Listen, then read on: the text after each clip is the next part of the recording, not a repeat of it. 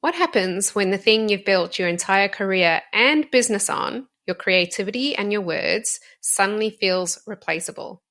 Our guest today is a copywriter and storyteller, and she faced both a life-altering stroke and the rise of AI, and both of those things became an unexpected mirror for her. This is her story of rediscovering humanity in a world obsessed with automation.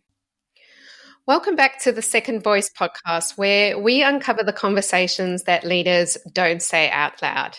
I'm your host, Luisa Hogan, and today we're diving into what it really means to rebuild purpose and identity when technology, like AI, and life try to rewrite your story for you. My guest is Vishma Mistry, and she's a 5-star rated copywriter and a content marketer. She's the founder of Mystery of Words and passionate about helping businesses build their personal brand and achieve their goals with creative storytelling. She's got over 10 years of experience in copywriting and online marketing and branding. But more than that, she actually has a very inspiring story that I'm so excited to learn more about and for you to hear about. And it includes rebuilding her business after having a stroke. And I can't imagine what that must be like. And also navigating changes with businesses now preferring to use AI over copywriters for content creation. So, Vishma, I can't wait to hear more from you. Welcome to the podcast. Thank you so much for joining me today. I'm so excited to have you here with us. Yeah, thank you so much for having me. No worries. Well, let's delve into your background. Tell us a little bit more about who you are, what your story is, what you're currently doing. Let's start from there. Yeah, so as you all know, my name is Vishma Mistry, and obviously that feeds into the name of my business, Mystery of Words. Originally, I'm from the UK, and I moved to Australia about 14 years ago now. So my career initially started off as a marketing professional, so educated and so on with marketing, and started my career in that sense, and then I think I was about 25 when I realized that writing's a passion and a skill that I naturally also have. Albeit, I kind of, in the meantime, what I did was to sort of pursue that. I did freelance journaling, sort of, which allowed me to do a bit of writing in that sense.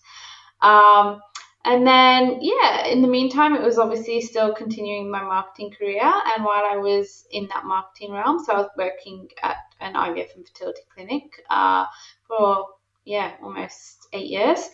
And like all the marketing documents, website copy, everything was coming my way. And I realized, I'm doing all of this professionally.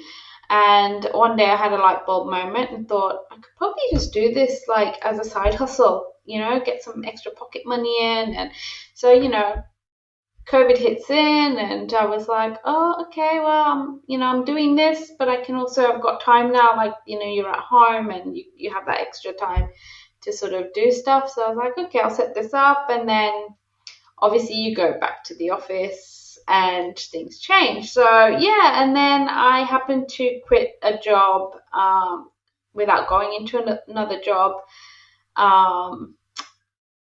for various reasons. At the end of the day, I guess one can only do so many jobs, right?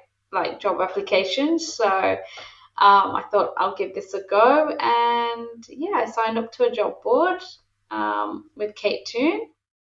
And then I just started pitching. And for somebody that's an introvert, picking up the phone and actually, getting out there was one of the biggest challenges at the early stages that I had to overcome, because it's easy to hide behind an email. But I think the best, the best relationships are built through phone calls and that one-on-one rather than hiding behind an email. So and then fast forward 5 years, here I am.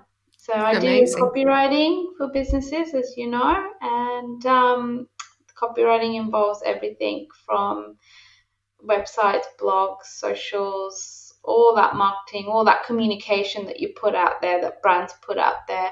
But I focus more on human to human connection, not human to machine, machine to human, or human to machine. And the I guess the main foundation of the type of work that I do is also storytelling. So I like to infuse that story element of the business and to really understand who they are, what they do, why they do it, the essence of them. And I guess the second leg that I have at Mystery of Words is brand design.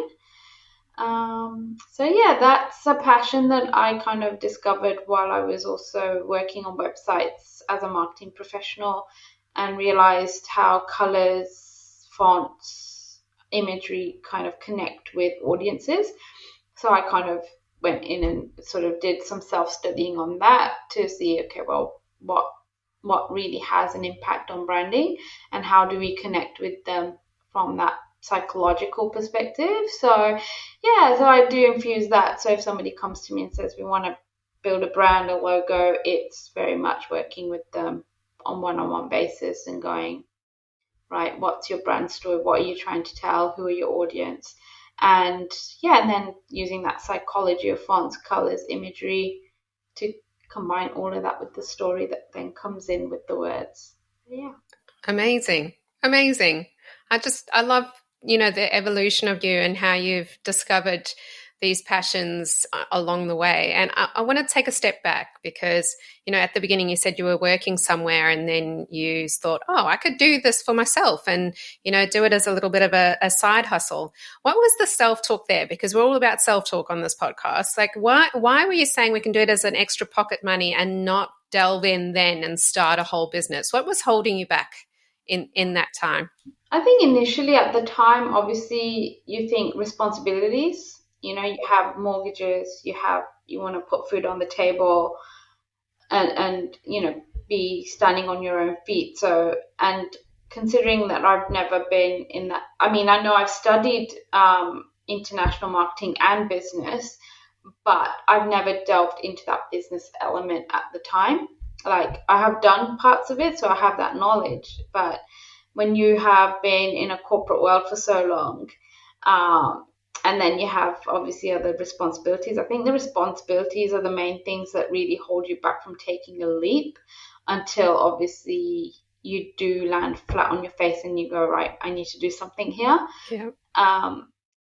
So yeah, for me that was the initial thought process at the beginning, when it kind of, because I was still in my marketing job at that point, and it was like, okay, well, I'm not getting anywhere here, so maybe this will help in the meantime as well while I look, navigate everything else in life. And it's not easy to just leave a job without going into another job because, yeah, I mean, that the first thought process you have is the responsibilities that you have Yeah. in life.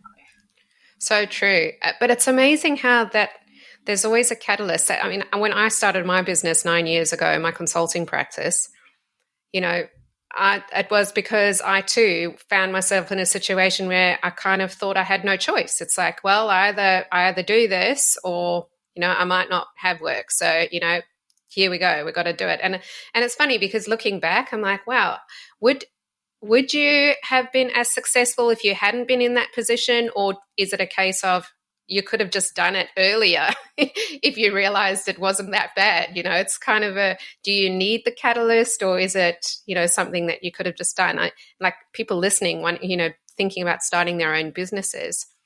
I don't know. It's like, I feel like looking. Go with your gut instinct. Yeah. Yes, sometimes you need a catalyst. I think for me, that was the catalyst where I left a job without going into something else, and I didn't want to just sit around and not do anything. But I think also like that passion drives you in a direction. Like I said, when I was sort of in my mid-20s is when I realized, okay, this is where the passion lies. And in that sense, I pursued, freelance journaling and tested the waters there and tried to really go, okay, well, this is the first step. Where will it take me in the future? And I think, yeah, if I think, for me, it was just a gut instinct. It was like, it's now or never. And once I got into it, I was like, I could never go back to the corporate world. I think everyone who starts a business and is working in their passion will say that. I don't think I could ever go back to corporate world. I love what I do, and I think taking the leap was the best thing I ever did. And most people that I talk to on this podcast as entrepreneurs are like, no, I'd never go back, right? So yeah, it's quite interesting. Tell me more about being an introvert. I'm an extrovert myself, so I love talking to introverts. My husband's an introvert.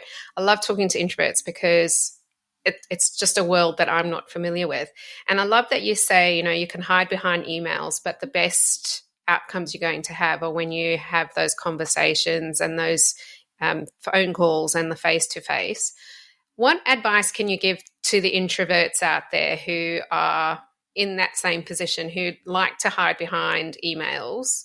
How did you step out of that? What did you tell yourself to give yourself the bravery? Good question. I think for me it was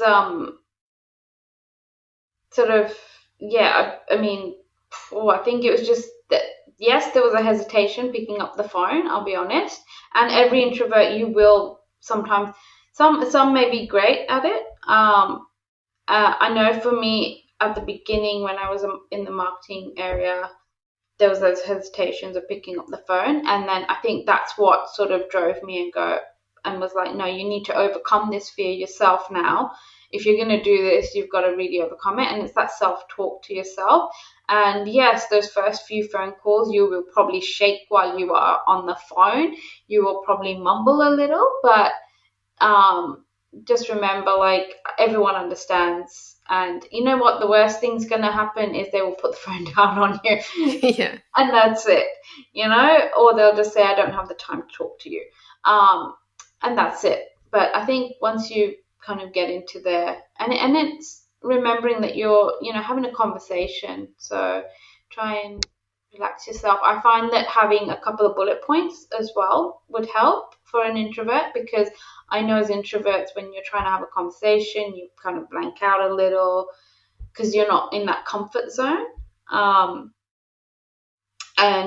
think over a phone call that really helps because they can't see what you've got the script in front of you. So, type it out, you'll be fine. And, you stumble across, it's fine. The main thing is, just the only way you're going to overcome that is pick up the phone. And if it helps, try it a couple of times with a friend,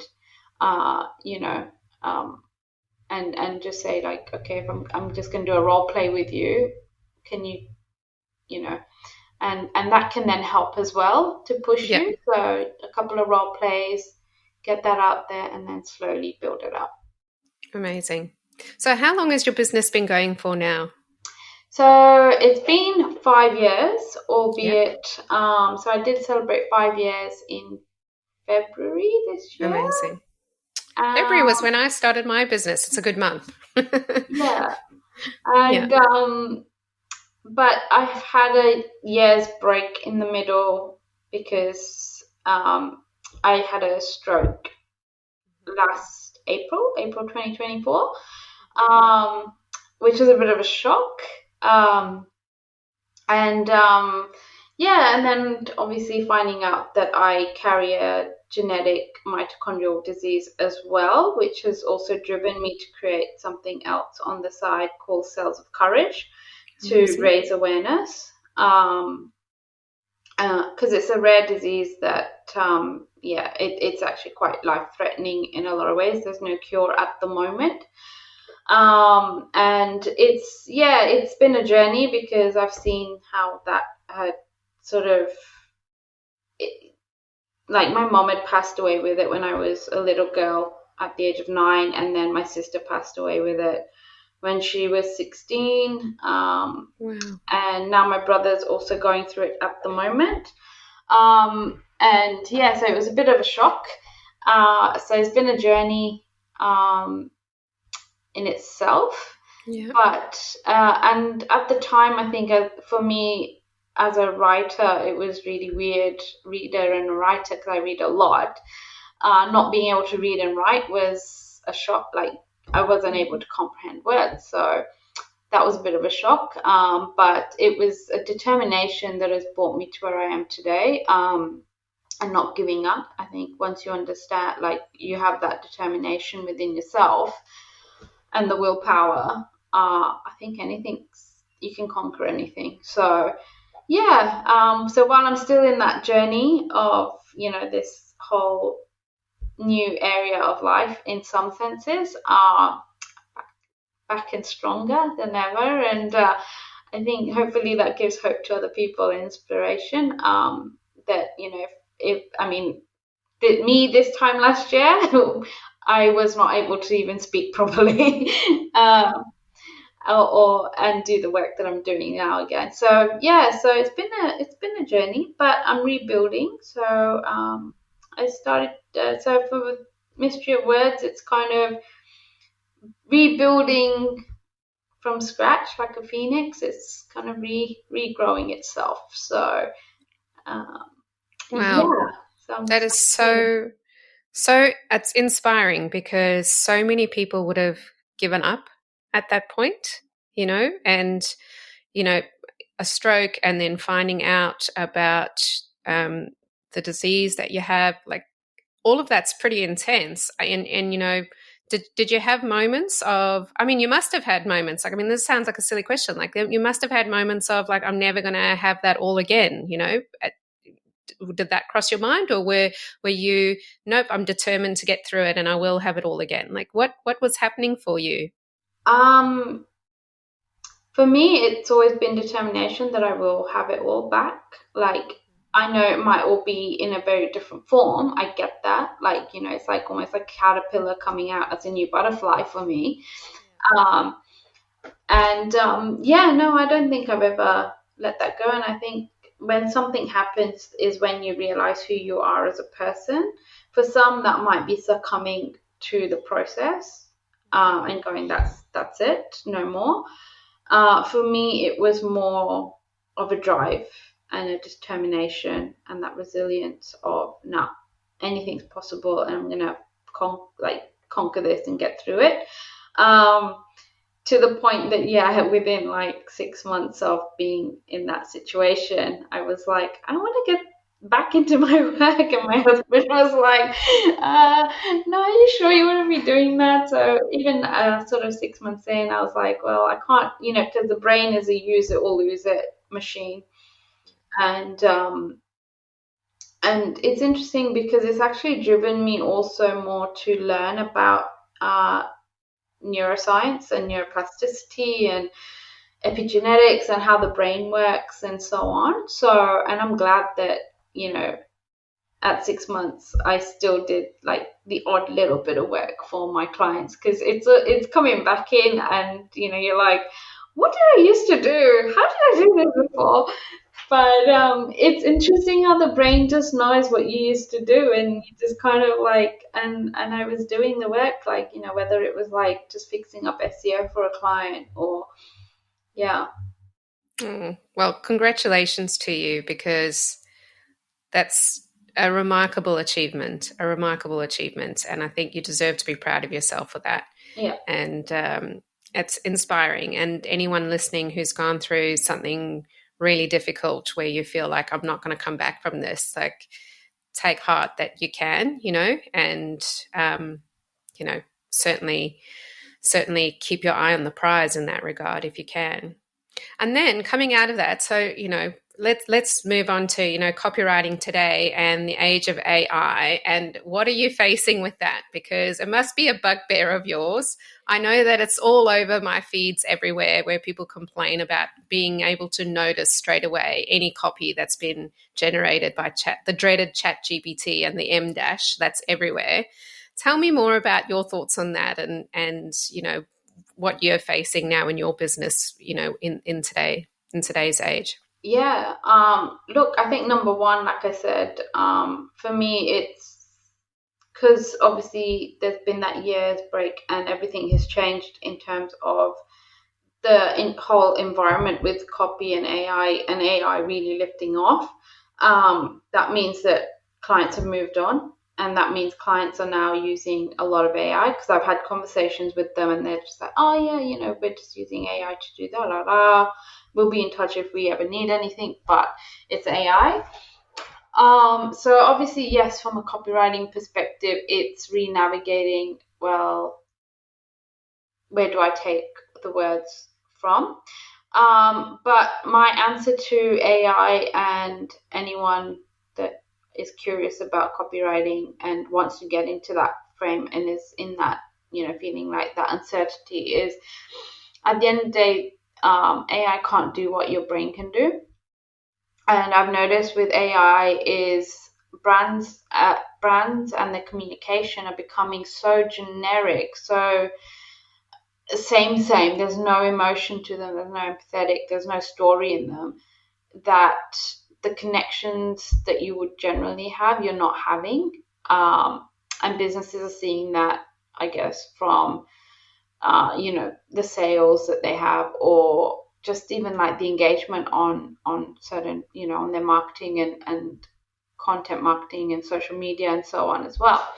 I think one of the posts I did put out recently was, because I always get asked at networking events how AI has also affected me in copywriting, is at the end of the day, if you want us, it's now more than ever, it's more important to be more human and to have that human to human connection, that one-on-one. You show up in your networks, you show up as a human being in every piece of communication that you put out there, if you want to be in the forefront of AI. So I think now more than ever, that's my answer. Now more than ever, it's more important to just show yourself as a human being, and not just a bot. So and I think at the same time, I think it's also, I'm not giving up on the words. I think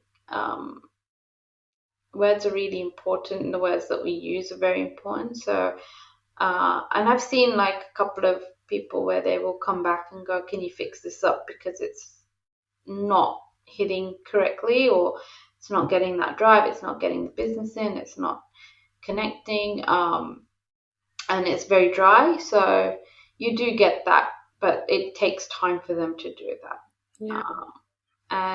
Otherwise at the moment it's also then focusing on other ways of putting communication out. I guess for you, it's about using your own copywriting skills to get out there to people that AI is not the be all and end all, and that that human to human connection, as you say, is now more important than ever. I noticed that in LinkedIn itself. I just got so sick of all the same AI generated posts. It's all so samey. I just started creating like less than a minute video clips of my thoughts, and those have got so much better engagement because people just scroll past copy now, just scroll past words, because they're just so sick of seeing any words because they all sound the same. So I think that's where people like you can provide so much value, and using your own skills to illustrate that to people, to say, hey, like, this is still valuable. Do you think you'll ever use AI yourself, and then just like, can you use it as a tool for you to save time, or is it something that it's just not there yet? Yeah, look, I don't have anything against AI. I think it's fantastic as an efficient assistant, is what I always say. It's a really efficient assistant. It will give you ideas, so then you take those ideas and you go, okay, how can I infuse myself into this? Like, sometimes we need the assistance, right? And yes, in social media, to save time, sometimes it's like, okay, well, go to ChatGPT and say, right, can you just give me an idea of the caption for this? But at the end of the day, it's not just copy pasting that from ChatGPT, which a lot of people are doing, because it's like, I get it, like AI can spew out some very good words in it, like, read quite accurate to what you're looking for in some essence. I get that, but I think you've got to look beyond the accuracy of AI, because again, AI is spewing out words from everywhere. It's capturing from other sources. So you've got to also be very careful, and then, to personalize it yourself. Take that as a foundation and go, okay, how do I now put art, as a brand, how do we put this in as a story? How do we infuse our story, the essence, the message that we want to put through, and so on, and put that in yourself. And you might still have little elements that are there from the AI. But yeah, for me, it's more just an assistant that helps with efficiency. Amazing. Yeah. Did you ever in all of that have a real fear that you were going to be replaced, or have you known from the start this is not going to replace me? I just need to make sure that I get that message out there. Yeah. I think, look, at the beginning, when obviously seeing clients having moved on, and me starting right from scratch again, because, I think at that point, because I noticed things weren't working as they once did, like job boards don't work as well as they used to at one point. They had, on there, you used to see people post jobs. Now they don't. Mm-hmm. And even when you're doing like pitches, people aren't interested. They're like, we've already got assistants, we're using AI. So there was that initial, when I first came back into the game early this year, was like, oh, okay, is this going to be, the end of? But at the same time, I decided, nah, you know what? At the end of the day, the human mind is stronger and much more powerful than AI in every way. So I had my website redone, and I've been putting the messages out there to educate and inform from that human to human perspective. So Awesome. and it will take time. It takes time. I think, when people are quite engaged with a new game, you're like, you can't see beyond. But once that game gets a bit boring, you kind of come back to the original. Yeah. I'm seeing that everywhere. I'm seeing that, I do, I'm a leadership resilience strategist. I do culture change management in organizations. And initially I saw a little shift where people were using AI to do their change management program. Yeah. Again, the human to human connection, they lost it. So AI can give you a really nice little framework, but then what it doesn't understand is that human connection and the human side of managing change and culture. And so my clients started ringing me saying, hey, we tried this thing, it didn't work. In fact, it failed dismally. Can you come and help me? And so now it's like on full circle where I'm starting to get more work because I'm fixing up things that AI kind of messed up, So Absolutely. I think more and more, freelancers, consultants, all of that, they're going to start to realize that you can use it as a tool, just as you say, a really efficient assistant. It's not going to replace you because you still need that human element of understanding how people connect, how people see things, right? Yeah, absolutely. And I'm seeing that from a brand design perspective as well, not just with copywriting. I think with obviously you've got Canva and you've got other AI tools that allow you to build logos. Now, I think what's happening is, obviously, when you have a human graphic designer and a brand designer that come together and try and build a brand with the logo, it's infusing that entire story into that logo. That logo speaks for what the brand is in some form, and like it really puts that message out there, and brings out the essence of the business. Whereas with AI, what's happening is it's become really easy. You put a few words in and it generates something. But I think what people need to realize is that really you? Is that really going to connect? Is that other, the colors, again, the fonts, the iconography that you probably use as well, all of that needs to be infused into it. AI can't give you what your brain will conjure up through imagination, and through understanding that story one-on-one. For me, when I sit down with a client, it's more sitting with them and understanding their story to the core before going forward. Whereas obviously AI is a whole different game. So again, that's also something that I'm seeing happen a lot, and you can generally tell when something's been built with AI. For sure. It's so true. You know, when you sit down with, you know, a brand strategist or somebody who does brand, I mean, you can type in, and I know this from experience, you know, building my second business. And I worked with somebody who did our logo and our brand and our colors and everything. But you can type into AI a paragraph, but what a person does is they ask you lots of questions. And I'm sure you do this.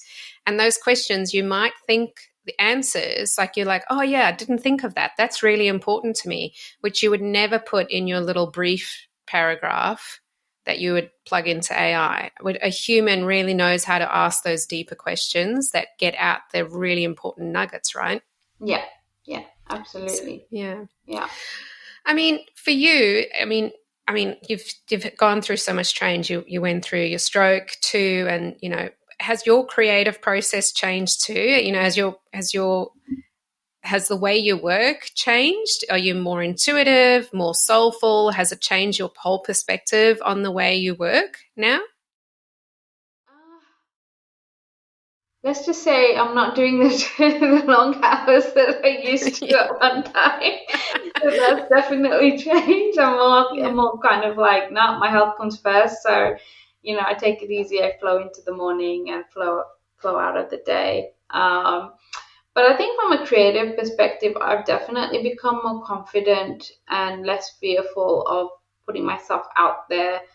Before I used to just not, I mean, if you go back into my Instagrams and so on, you'd not see a picture of me, or you wouldn't see me in a video, except for like obviously if I've been on a podcast. But yeah, I was very kind of like conscious in that way. But now I'm just like, I really don't care. This is me, and this is what I'm going to put out, and it's real, it's raw, and this is reality. This is life. So here we go. So I think in that creative perspective as well, that's kind of helped in also how I like engage with my clients and go, well, you want to not be all fluff or artificial, because I know there's filters and this and that, but I think the real connection happens when it's just real raw. Yeah, you'll have a podcast where there'll be a mumble, or like the camera's flipped over and you're like, oops.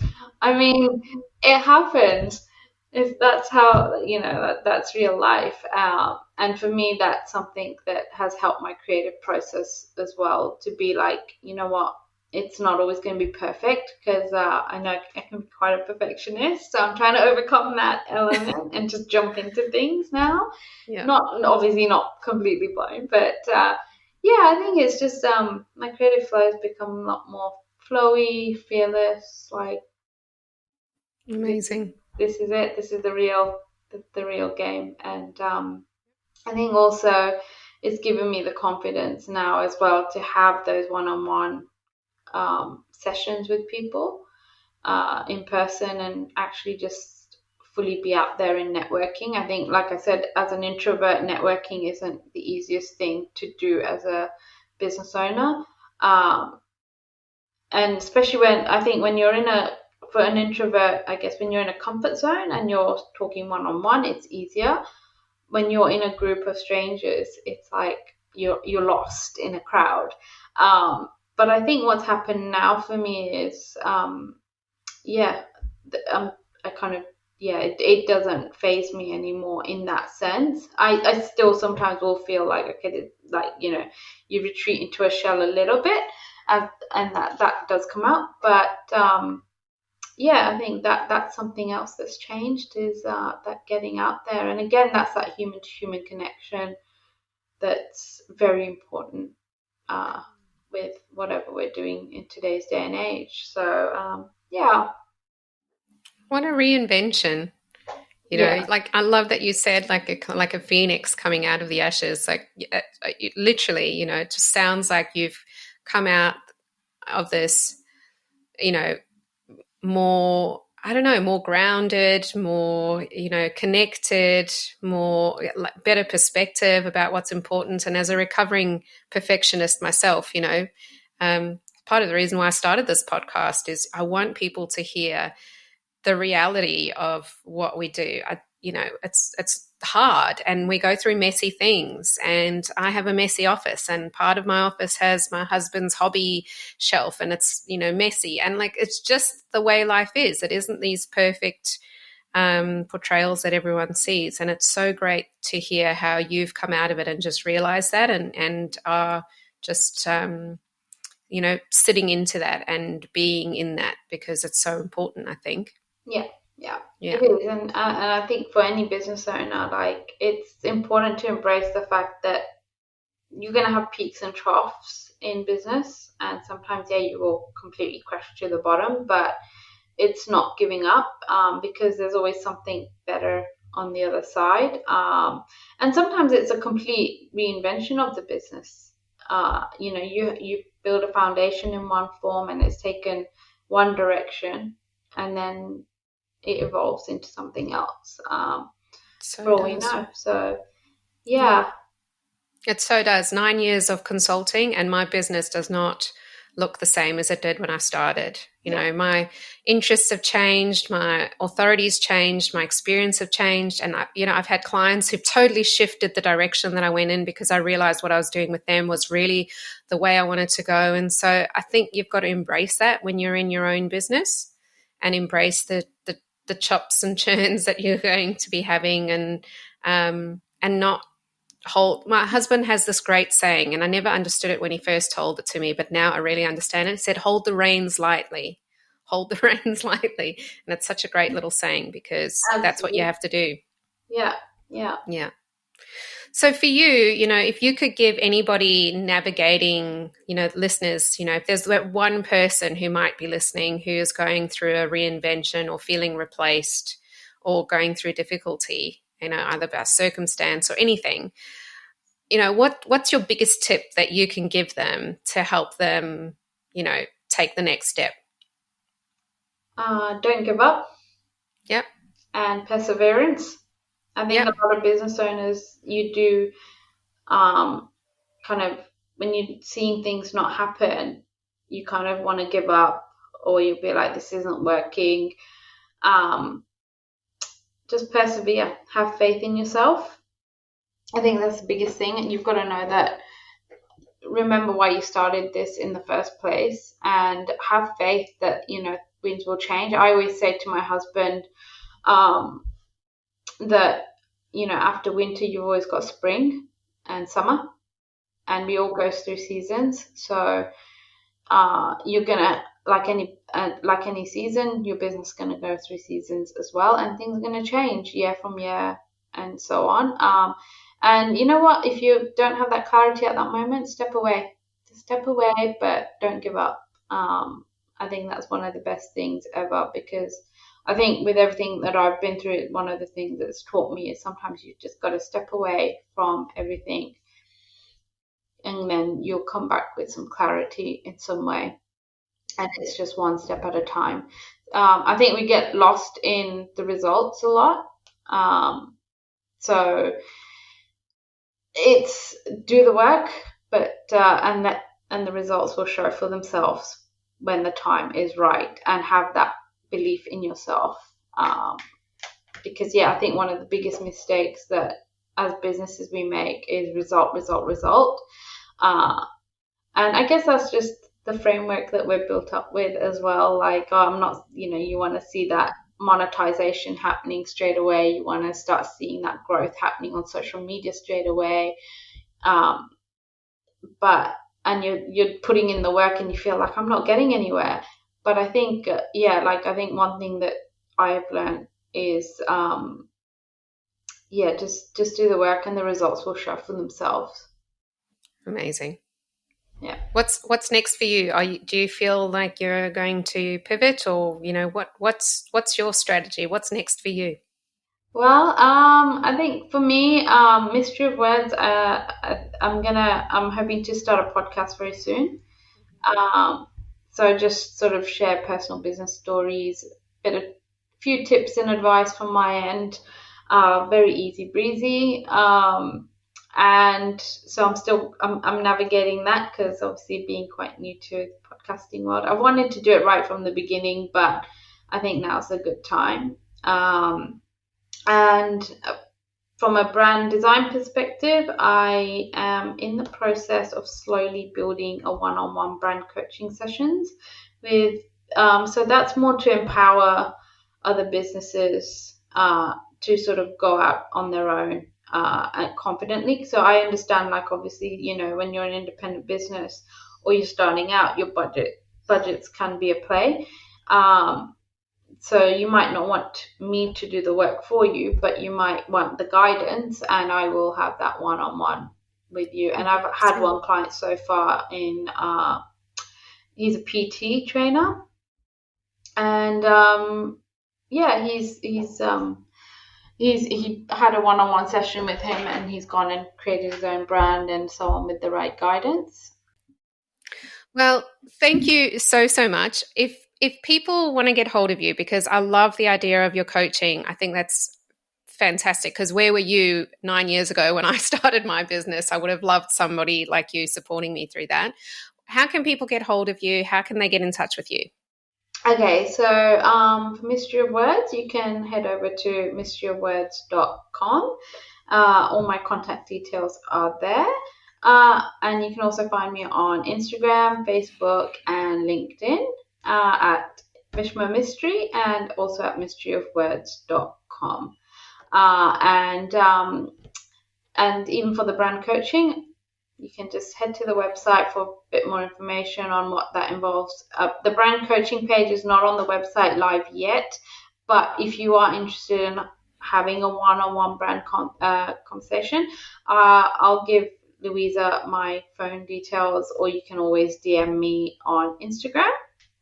And as for the other project that I have in mind for Cells of Courage, the Instagram profile is already live, Cells of Courage, and that's soon going to be a podcast, and hopefully we can then start running it's going to be more like a foundation to help sort of fund towards research and hopefully find a cure one day. So, amazing. Yeah. Amazing.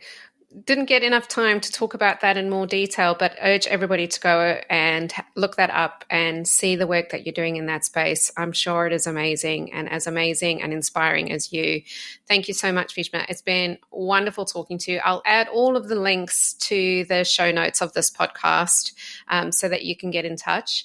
And for me, I just found this conversation so valuable because in a world where we're chasing speed and efficiency, I love Vishma's message of saying that the human-to-human connection is so much more important, and also Vishma's message of don't give up, because hard things happen, but believe in yourself and listen to that voice that says you can and that you can keep going. So thank you so much, Vishma. I have so enjoyed talking to you, and I wish you all the very best with what you're doing. And I couldn't think of anyone else who deserves it more. So thank you. Thank you. Thanks for your time. No worries.